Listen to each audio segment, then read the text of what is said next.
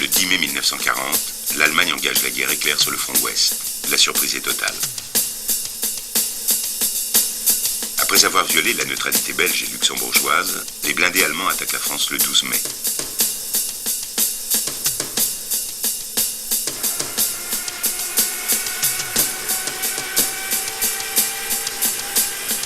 Notre pays, mal préparé, subit la supériorité numérique de 2 contre 1 de l'aviation allemande. Les Stuka bombardent les mouvements de troupes et les points stratégiques.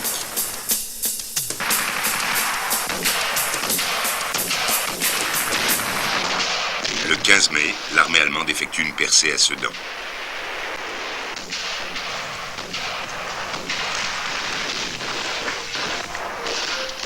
La guerre tourne au désastre pour la France. Des millions de réfugiés sont jetés sur les routes en direction du sud.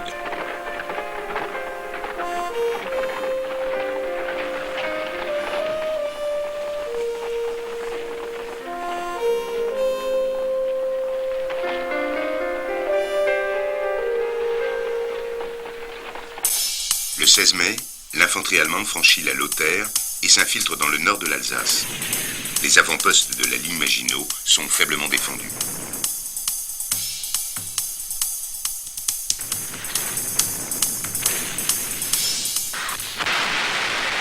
L'artillerie du secteur fortifié de Haguenau tient l'ennemi à distance. Le 14 juin, les Allemands sont à Paris. Paul Reynaud refuse de négocier et démissionne. Pétain constitue le gouvernement.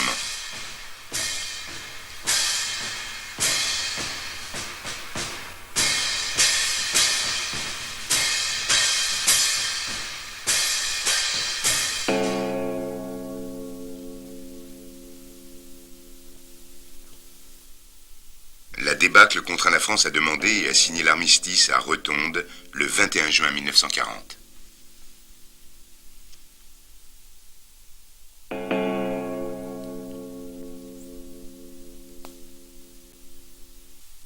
Le pays est divisé en 3 zones.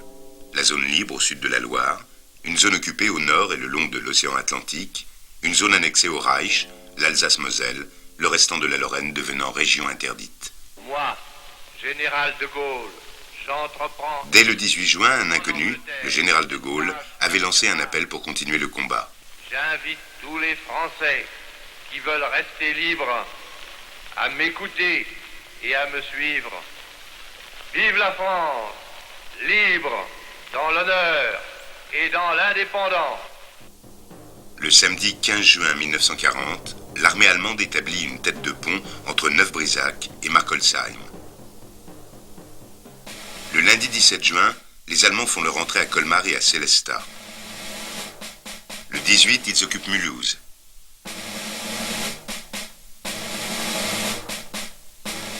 Le mercredi 19 à 12h30, ils paradent dans Strasbourg désert.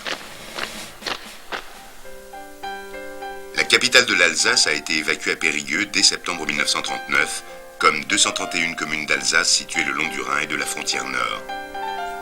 432 000 Alsaciens étaient partis chercher refuge dans le sud-ouest.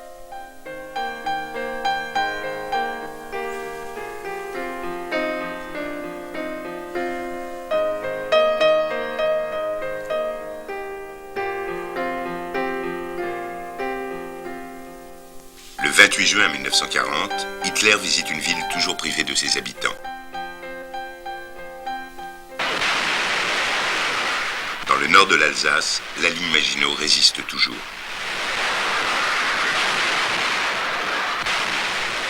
Ce ne sera que le 1er juillet, sur ordre express du haut commandement français, que le lieutenant-colonel Schwartz demande à l'ensemble du secteur fortifié de Haguenau de déposer les armes.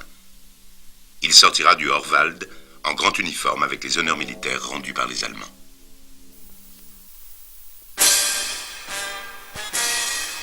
La germanisation et la nazification de l'Alsace débutent dès l'annexion. De juillet à octobre 1940, les Allemands organisent le retour des réfugiés. Malgré les appels renouvelés, on estime à près de 180 000 les Alsaciens lorrains qui refuseront de retourner dans leur province.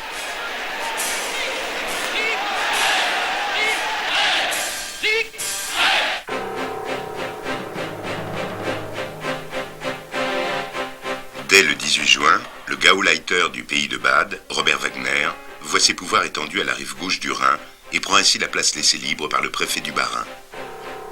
Robert Ernst se charge de la propagande nazie et exerce les fonctions de maire de Strasbourg. Immédiatement, l'allemand est décrété seule langue admise et l'usage du français est interdit. Les noms sont germanisés, ceux des personnes, des enseignes commerciales et même des rues. La rue du 22 novembre à Strasbourg devient celle du 19 juin. La place Kléber se transforme en Karl-Gross-Platz. On introduit l'organisation du parti nazi et on se livre à des démonstrations de force. On ira jusqu'à interdire le port du béret, signe de francisation. Le 2 septembre 1940, la jeunesse hitlérienne est établie en Alsace. Elle est rendue obligatoire le 2 janvier 1942.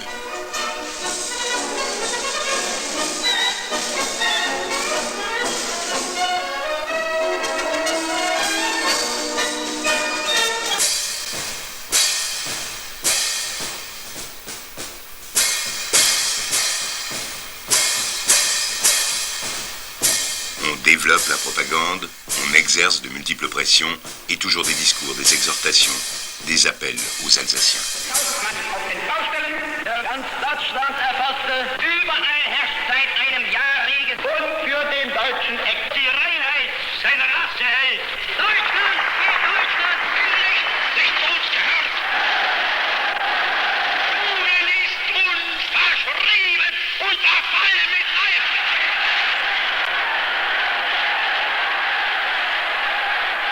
Le Gauleiter Robert Wagner rend le service militaire obligatoire dans l'armée allemande par décision en date du 25 août 1942. Ce sera le début de l'incorporation de force qui touchera 21 classes d'âge entre 17 et 38 ans et qui constituera le drame des 130 000 malgré nous. À partir de 1944, on enrôlera même de force dans la Waffen-SS.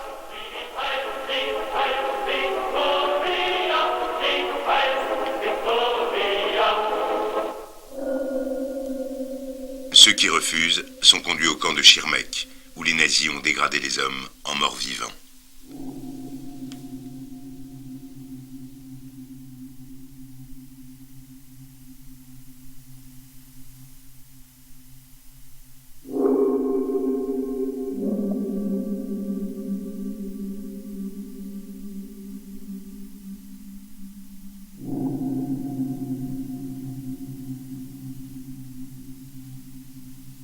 Pire encore, au camp du Struthof.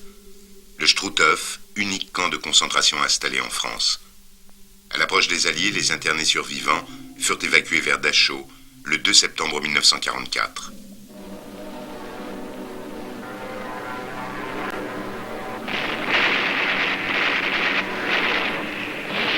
Au printemps 1944, les attaques aériennes alliées se multiplient en France.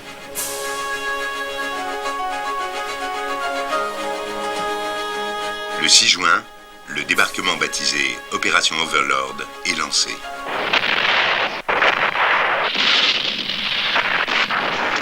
Le second front tant attendu en Europe s'ouvre à l'ouest.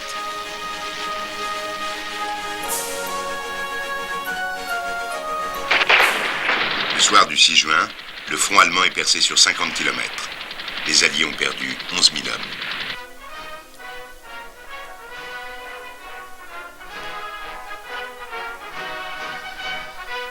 La deuxième division blindée du général Leclerc, débarquée en France le 1er août à Arremanche, forte de 16 000 hommes, ouvre la route de la liberté de Caen à Paris.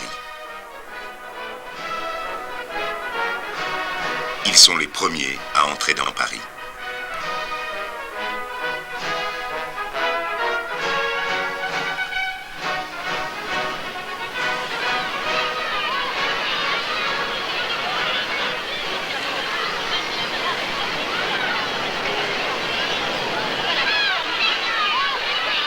Paris est libéré le 25 août.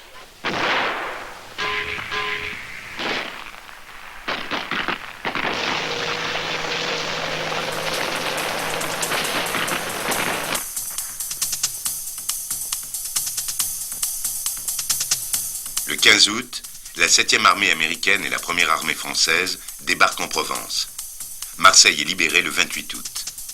Lyon le 2 septembre. Et Dijon le 11. La jonction entre les deux corps d'armée alliés s'effectue le 12 septembre 1944, près de Châtillon-sur-Seine. Les autorités allemandes affolées décrètent la mobilisation générale et imposent aux civils d'effectuer d'urgence des travaux de défense.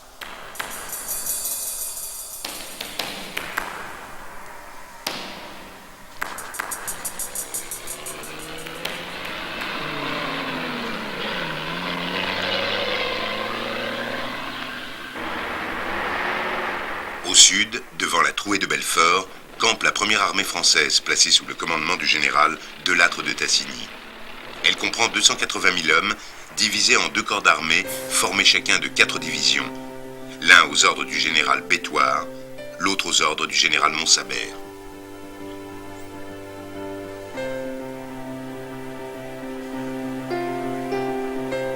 Le 2e corps passe à l'offensive le 14 novembre et s'empare de Montbéliard le 17 mai. Il piétine devant Belfort. Il tente de contourner les défenses de la ville par le nord. Il se livre à un grignotage dans les Vosges. La Bresse, le ballon d'Alsace sont conquis. Delattre lance le 1er corps le long de la frontière suisse vers le Sungo. Delle est libéré le 18 novembre. Le 1er corps bouscule la défense allemande prise à revers. Sépois est le 1er village alsacien libéré le 19 novembre au matin. La surprise est totale. Le 1er corps s'empare du carrefour de Taxdorf.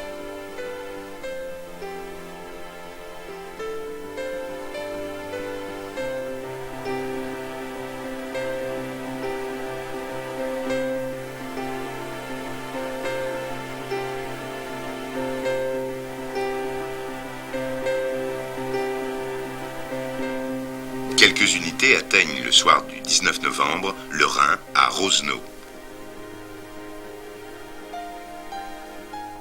Huningue est libérée le lendemain. Pivotant alors de 90 degrés vers le nord, la 1re division blindée entre dans Altkirch et Mulhouse le 21 novembre. La ville reste exposée aux tirs allemands venant de la forêt de la Hart.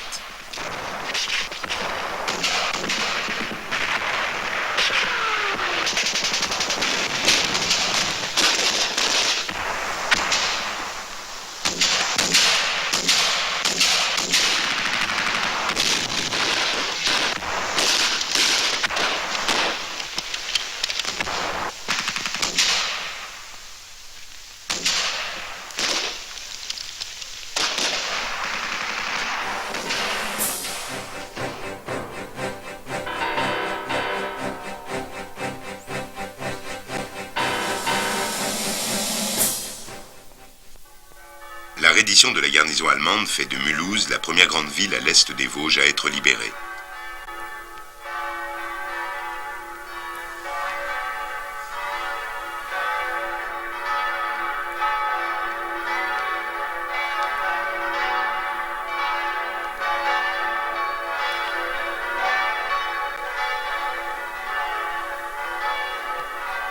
Belfort tombe le 22 novembre. Mais la poche de Dannemarie constitue une menace constante pour les Français jusqu'à la prise de la localité le 27 novembre. Burnhaupt est libéré le 28. Il ne subsistera plus dans le Haut-Rhin que la zone de résistance de Colmar, tenue par la 19e armée allemande. Au nord, face aux Vosges, la 3e et la 7e armée américaine, commandée par le général Patch, à laquelle on a raccroché la 2e DB de Leclerc, passe à l'offensive le 13 novembre. Sous une pluie glaciale et sur un terrain souvent transformé en bourbier, la 44e et la 79e division d'infanterie US forcent les premières lignes défensives allemandes.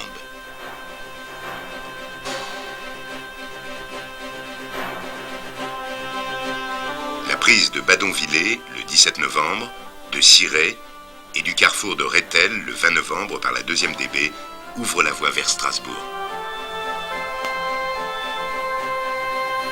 À l'aube du 21 novembre, la colonne, commandée par Massu, gravit les pentes du Dabo par une route déclarée impraticable pour les blindés. la 2e DB passe à travers les défenses allemandes.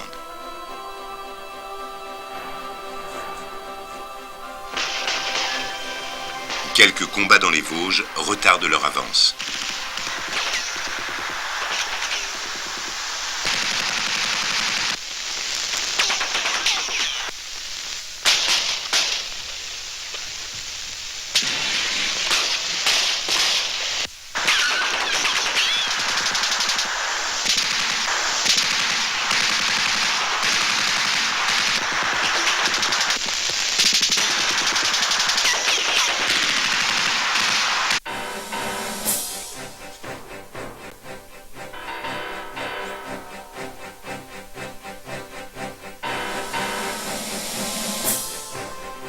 À la nuit tombante, les Français dévalent vers la plaine d'Alsace. Ils atteignent Obersteigen et coupent la route de Marmoutier à Wasselonne. Plus au nord, la 44e division d'infanterie US et la colonne commandée par Rouvillois atteignent Sarrebourg et la Petite Pierre le 21 novembre. Sachant le col de Saverne bien défendu, la ville est prise à revers le 22 novembre.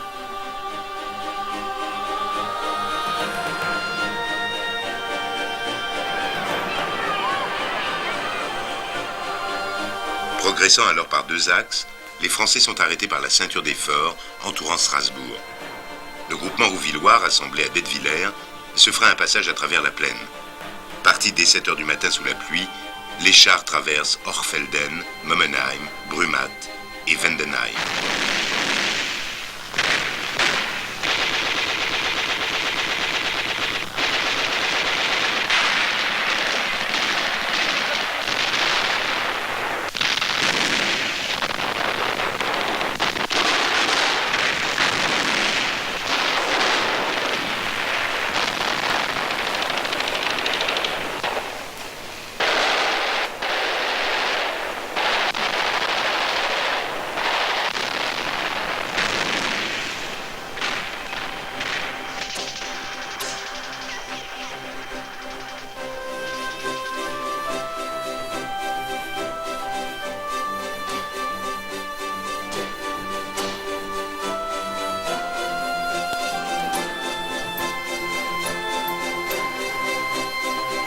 La colonne rouvillois force l'allure.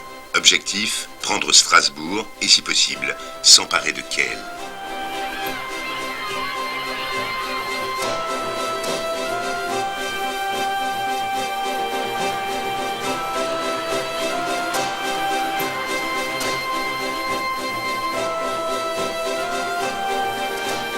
Dans l'après-midi, le groupement Debray, après avoir contourné les obstacles défensifs par le sud, atteint Lingolsheim, puis Illkirch, Neudorf et le Polygone, avant de piquer vers le centre de la ville.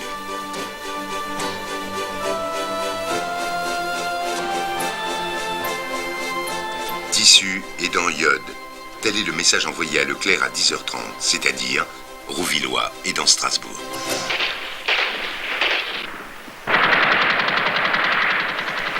Les Allemands surpris n'offrent qu'une faible résistance.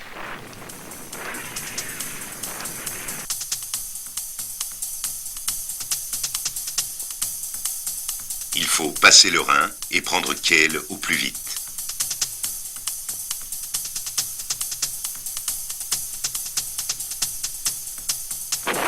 Deux chars sont détruits. À bord du Cherbourg, Albert Zimmer, maréchal des logis-chefs, un enfant de la Wanzenau, vient de trouver la mort.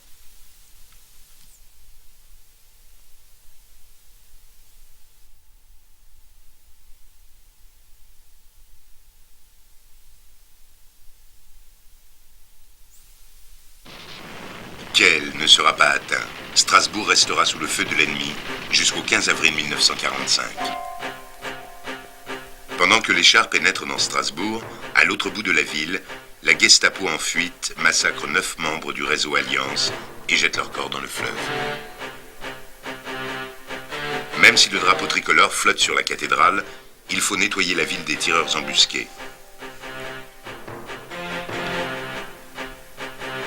À 16h, le 23 novembre, Leclerc entre dans Strasbourg, alors que les tirs redoublent et que les centres de résistance persistent.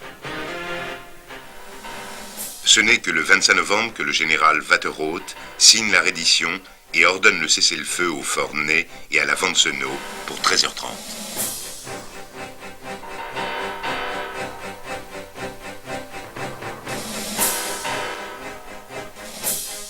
« 6000 soldats allemands partent en captivité. La ville peut alors se débarrasser des emblèmes. La vie reprend tant bien que mal.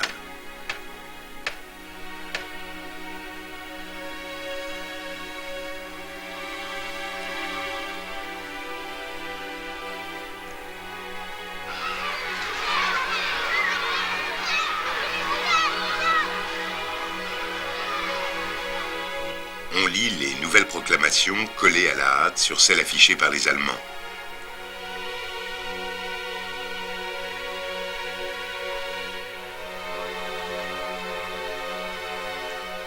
On s'arrache les premiers journaux français. On collectionne quelques trophées.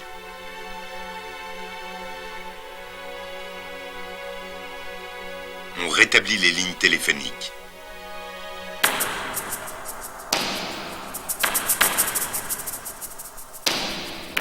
Les différents bombardements aériens alliés, notamment ceux des 11 août et 25 septembre 1944, firent plus de 1300 morts et disparus.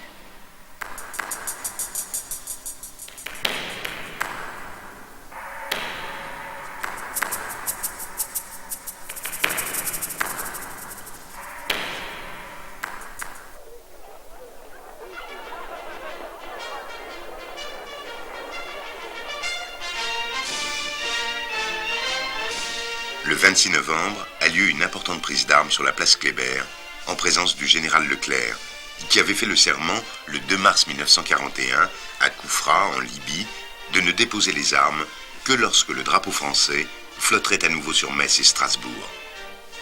Serment tenu.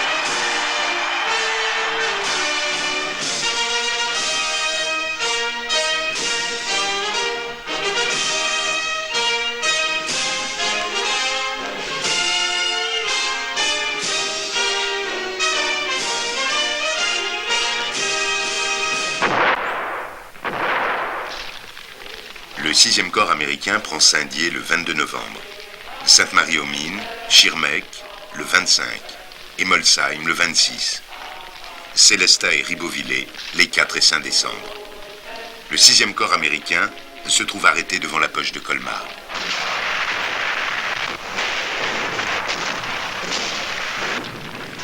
Plus au nord, d'autres unités américaines libèrent les localités de Beach à Lauterbourg entre le 10 et le 19 décembre 1944.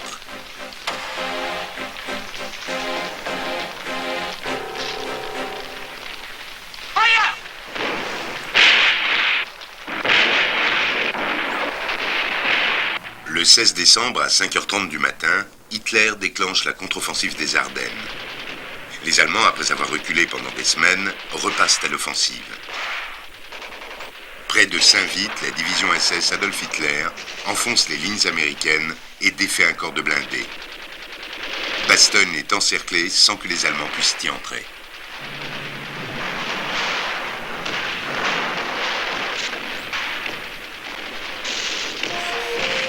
De nombreux soldats américains sont faits prisonniers.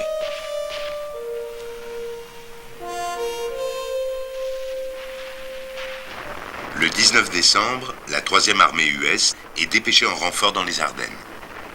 La 7e armée US doit ainsi étaler ses positions sur 135 km de front depuis Saint-Avold jusqu'au Rhin. L'offensive de Bastogne s'essouffle.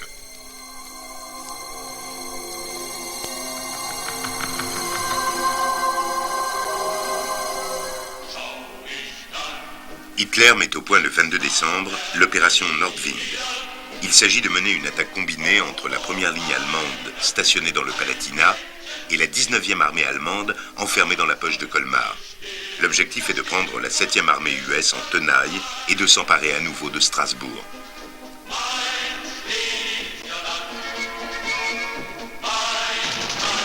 L'attaque se développe le 31 décembre dans le secteur de Bitch. Hitler a promis au peuple allemand de reconquérir l'Alsace pour la fin de l'année.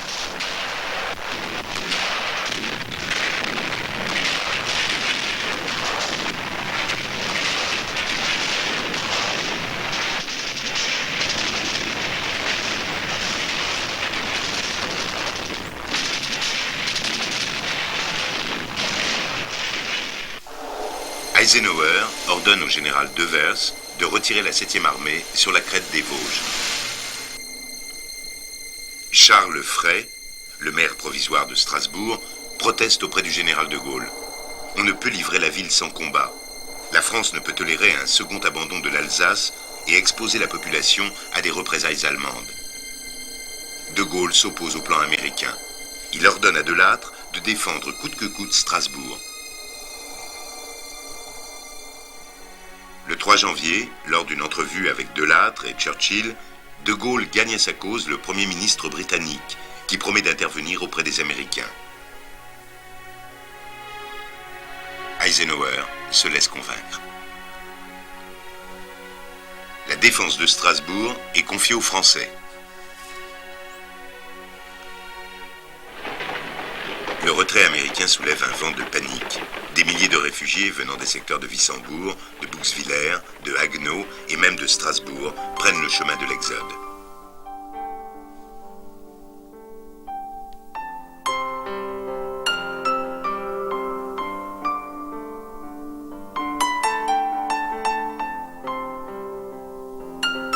Ils tentent de passer les Vosges. La neige rend leur marche difficile.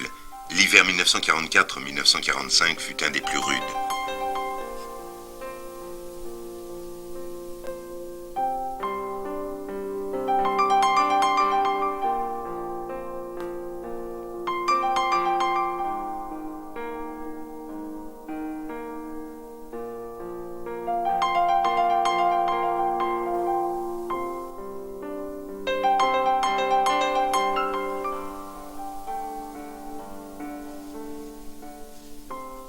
Ils sont pris en charge par la Croix-Rouge. On les acheminera vers l'arrière, loin des combats. Certains se retrouvent à Nancy, d'autres à Gray, en Haute-Saône.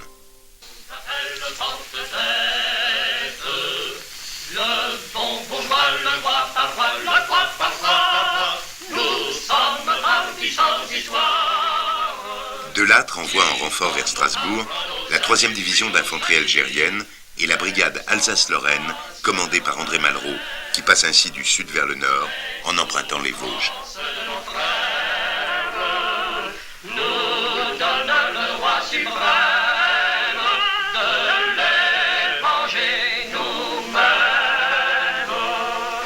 Le 4 janvier, les Allemands réoccupent Vingen, menacent Reiperswiller et Wimno.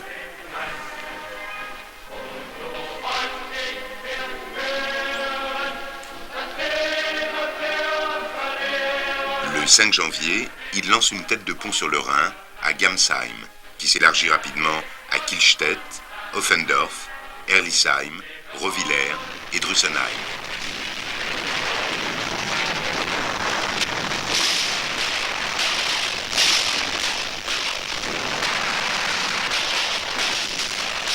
Le 8 janvier, le danger se précise. La 21e Panzer, appuyée par 2 divisions d'infanterie, perce la ligne Maginot près de Hattin. Les 79e et 42e divisions d'infanterie, ainsi que la 14e division blindée US, encaissent le choc. Il s'engage une vaste bataille de chars, coûteuse de part et d'autre en vie humaine et en matériel.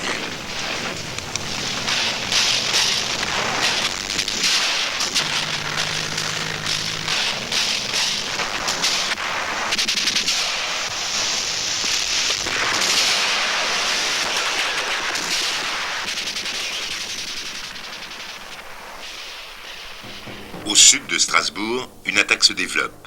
Le 7 janvier, les Allemands débordent Oppenheim, menacent Kraft. La pression s'accentue le 14 janvier.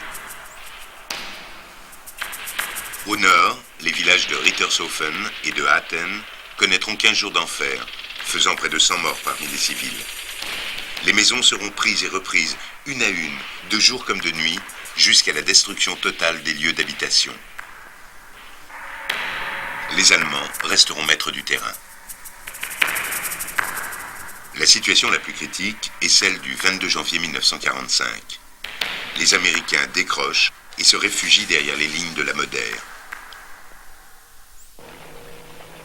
Les Allemands, ayant opéré leur jonction avec leur tête de pont de Gamsheim, foncent vers Strasbourg. Ils débordent Kielstedt et échouent devant la gare de la Wantzenau. Ils sont à 10 km de la place Kléber.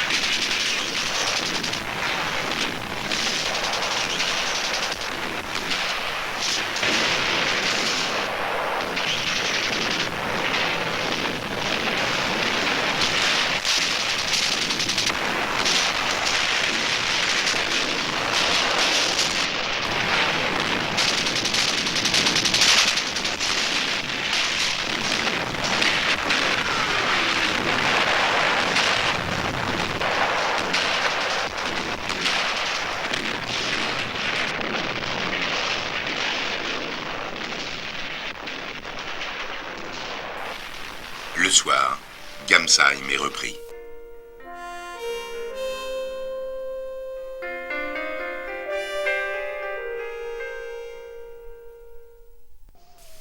Strasbourg est sauvé. Pour sa sécurité, il importe de liquider la poche de Colmar. Le général de Lattre lance le 20 janvier une action convergente par le nord et par le sud en direction de Neuf-Brisach, afin de couper les voies de retraite allemandes.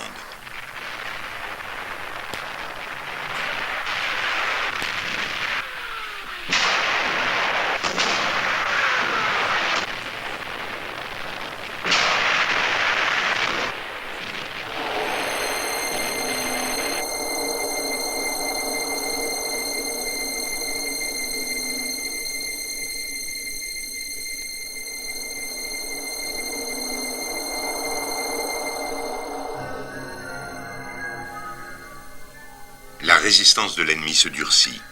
L'armée française ne peut que grignoter du terrain.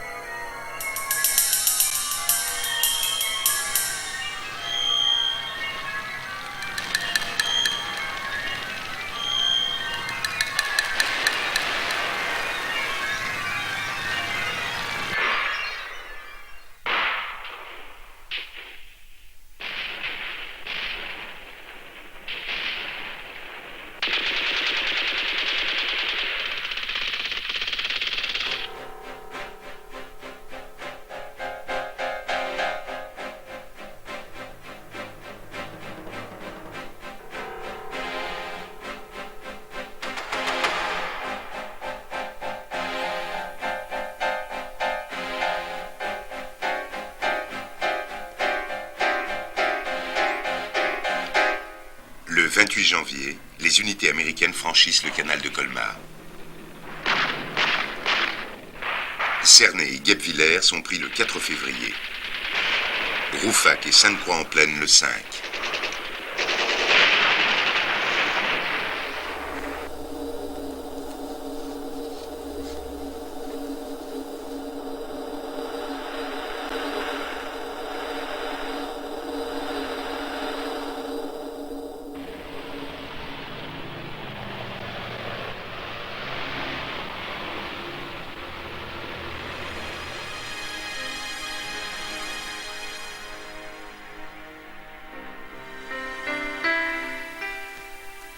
Venant du nord, les Américains et la 5e DB française du général de Vernejoul entrent dans Colmar le 2 février.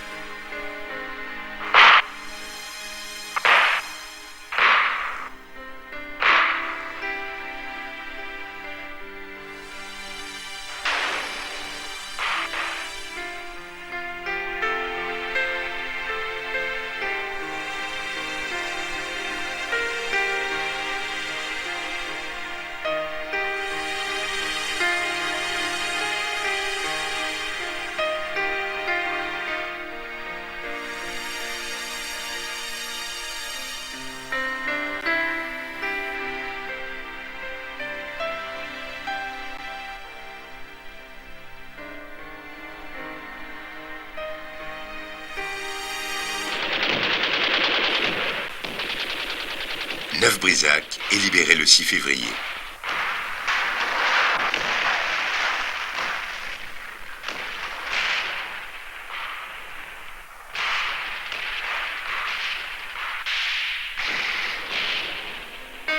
Le 7 février, les troupes du Nord et du Sud font leur jonction à Fessenheim.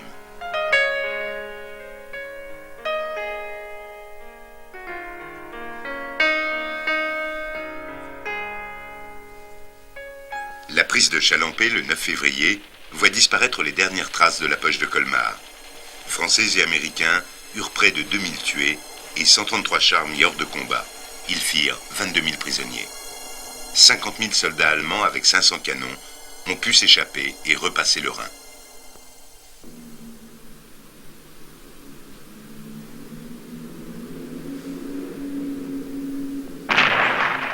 Après avoir reconstitué leurs forces, l'attaque de la 7e armée US continue dans le nord de l'Alsace, que les Allemands occupent toujours.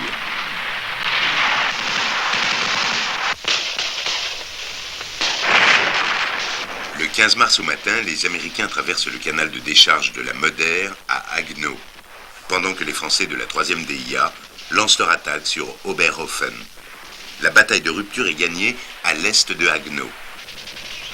Les forces alliées progressent alors sur 2 axes pour atteindre la Lothaire. Soult sous Forêt est libéré le 18 mars, Wissembourg le 19. Le même jour, les Tabors prenaient Scheibenhardt et s'infiltraient en Allemagne. L'Outre-Forêt a eu le triste privilège d'être libéré à 2 reprises, en décembre 1944 et en mars 1945.